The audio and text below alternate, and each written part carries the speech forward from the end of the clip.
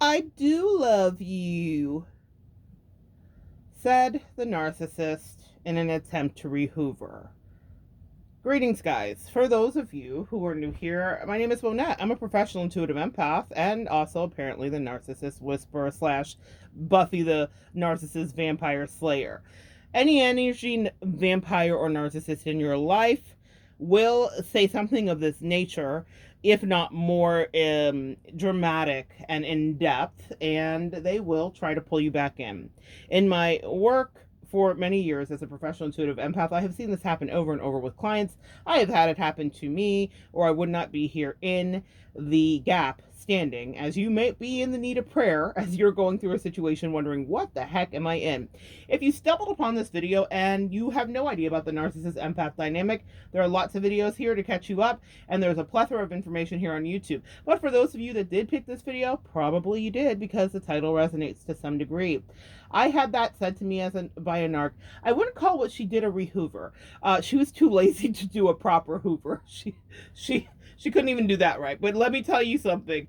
What happened was, upon us speaking, maybe a few weeks after, I was like, girl, it's too much. You're doing the most. I can't work with this. I actually had to listen to her try to tell me something that she could have told me a million times in the over 20 years that we were friends, and that she could have told me in the last week that we saw each other, when I was really trying to pretend that I didn't know that she was a crazy narcissist, right? When I was trying to override the fact that I was dealing with a covert narcissist. So that moment wasn't about her loving me. Let me clarify that for you, for anybody that's like, but she said she loved you. That must count for something. That means absolutely nothing. It means nothing. And you guys have to understand that. Any narcissist will try to re-hoover you. The reason that she had an epiphany about her love, instead of having that moment and connecting and being human or humane and actually saying something in the moment, and it wasn't just one moment that passed and then we disappeared from each other's life forever. There were subsequent days, a full entire calendar business week afterwards, that she could have come to me and corrected her mistake. We all can be a little bit, struck in a moment, or like a deer in headlights if something catches us off guard.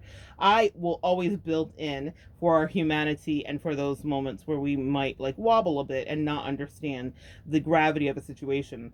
But the behavior subsequently after only validated to me that I was dealing absolutely with a narcissist, though I had already kind of confirmed it via therapy and other methods. I highly recommend the same for you. Yes, you can immerse yourself in many of the experts here on YouTube, but seek out a personal one-on-one therapist that's going to help you. Now, let me tell you this. The narcissist rehoovers you because they realize that their new supply isn't shit. And that's it. It's just that simple. As much as I watched her grooming for a couple years before she thought she was going to discard me, the new supply, I was the teacher in me was like, wow, your cognitive reasoning skills aren't as developed as I had given you credit for, because there were just some normal things, very basic things that you could see weren't going to work or would be an issue or were going to be highly dramatic. But the heart wants what it wants, and a narcissist always wants the newest, sparkliest thing. They have no object permanence. So I don't want you guys to get caught up in when they come back and they tell you how much they need you and they have to have you, or even a simple, but I do love you.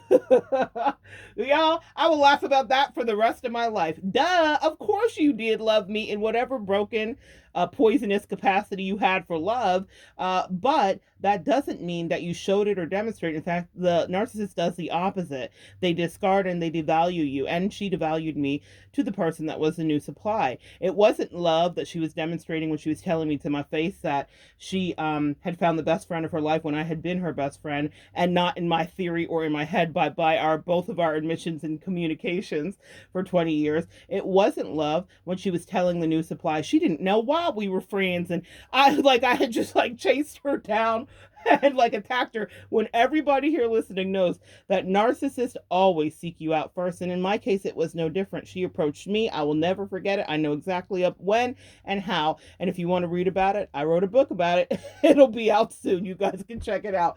But the point is, I know exactly how often she checked for me, looked for me, sought me out. In fact, I wanted to push her away when she sought me out because I was in a very unhealthy situation. I was in a cult, another story for another time. And I wanted her to have no part sports. And she was like, why don't you invite me to your church?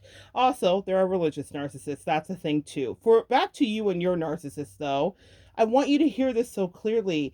They do all that mean stuff and tell you things to make you feel like crap about yourself. And it's a test. If you have low self esteem, you'll stay in it. You'll be perplexed by it. I'm far too rational with some of the placements in my chart. So it means that I tried to reason her insanity and her just rudeness. She was just rude. I can't imagine how fragile she is having anybody that she valued, maybe the person that she thought was a new upgrade. Let me upgrade you. It's laughable.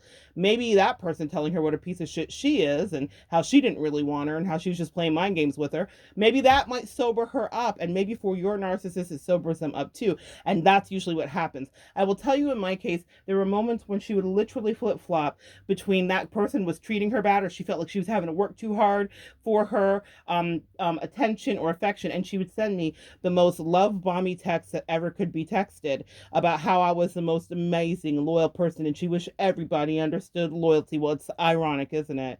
A little too ironic. And yeah, I really do think because she had zero idea of loyalty. Semper fidelis, right? Always faithful, always loyal.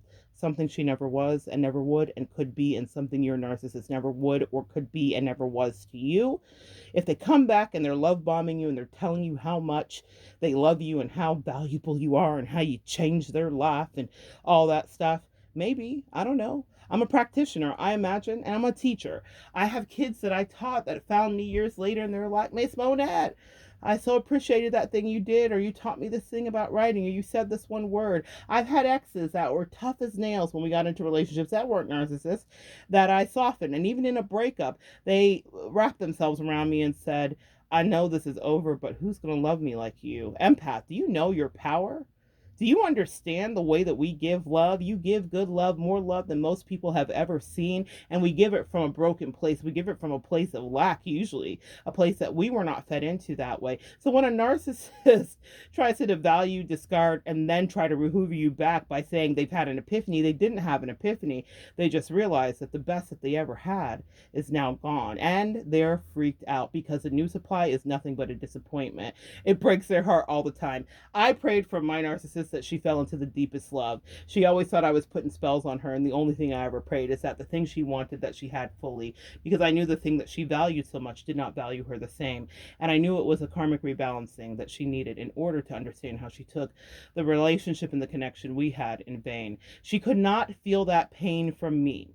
And a lot of you guys want to have your narcissist feel empathy for you. They don't. I think I was dealing with other delineations and issues with this person specifically, but what I will tell you is she needed to feel it from someone she was actually in love with. That may break your heart to hear.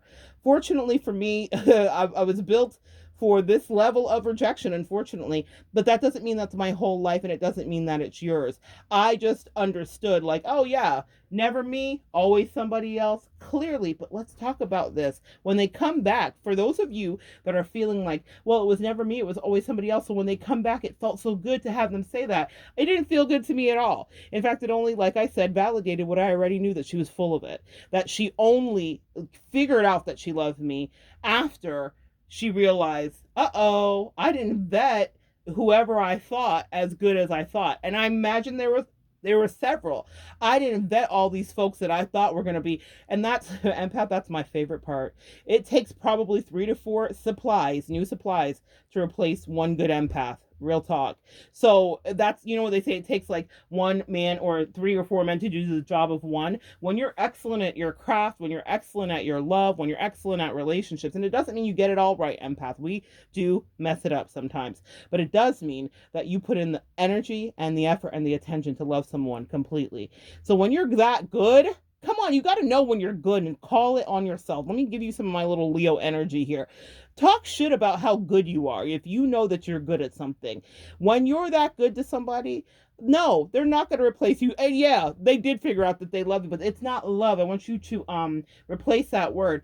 I misusing you. I do realize that I'm misusing you. I do realize how you stroked my ego. I do realize that you petted my hair and told me I was pretty when I felt ugly. I do realize that when I cried so hard I couldn't breathe because she or the other supply had rejected me, that I called you and pretended it was about something else because you could heal me just by hearing my tears. Come on, empath, know your power. That's what they're saying when they say, I do realize that no, they realize that they miss, need, and will never feel the same without the warmth of your embrace and without you speaking love and life over their name. That's what they realize. They didn't realize that they loved you because they never did. They loved themselves.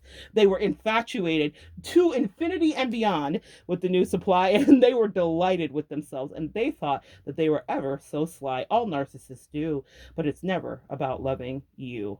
Don't you kid yourself, empath, when they come back. Don't you delude yourself, sweet earth angel, and think that they have your back. They never did. They had everyone else's back, and they had their back. And what they were doing with your back was just carefully placing knives into it again and again and again. It's a 10 of swords. And for anybody that's going to tell me in the comments, oh, it's intense and whatever, then you've never been through this abuse. Don't bother commenting. If you don't understand what it feels like to have the realization that someone was literally actually just using you and that there was no reciprocity and that it took them weeks and months and years and days to realize, I do love you. Fuck them. And you know how I feel about that when I say it. A lot of empaths don't empower themselves to be able to push away something and say nay, nay to it. It's okay, empath, for you to know your worth and your value. And it's okay for you to realize that you love you way more than they ever did. And it takes time. If I had loved me as much as I do now, I would have never been in that situation for as long as I have. I have worked on forgiving myself, and some days I still struggle with it. I'm embarrassed for how I allowed a situation to play out. But the truth of the matter is, it's not something that didn't need to play out because it helped me to grow up. And for some of you, it will be the same. I just don't want you to get confused when they try to love bomb and put sprinkles all over your love and your name.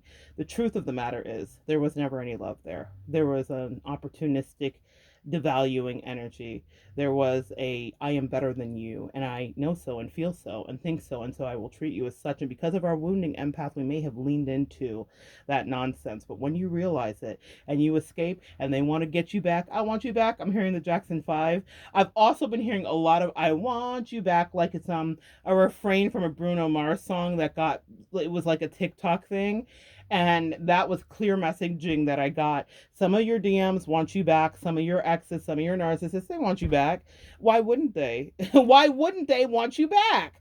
Because you, no matter what they thought aesthetically, emotionally, religiously, spiritually, due to familial issues, career-wise, or financially, because narcissists will start to pick you apart about the things that are wrong with you as they are in the discard process. You understand what I'm saying? Meanwhile, back at the farm, their whole dilapidated life they've never taken a look at, not one time. But that's why you're the mirror. You're right there looking back at them.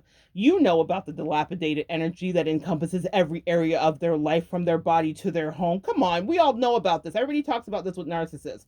So while they're picking you apart, could they even dare to opine about what's going on in your life, lest you really, you know what I say, when you tell a lie about me, I will tell the truth about you. That's our power, empath. We are verbal, spiritual snipers if we need be. But please, when that narc comes back to hoover thee, remind them that they never really liked being a part of that family tree, and they never really were loyal to thee. They never really had a good heart for you. It was always for what you could do. That's what they miss. That's what they realize. Bless their heart. You did your part. Disembark, dismount, and don't look back. Love you so much. Come back and join me next time, and we'll continue to evolve together.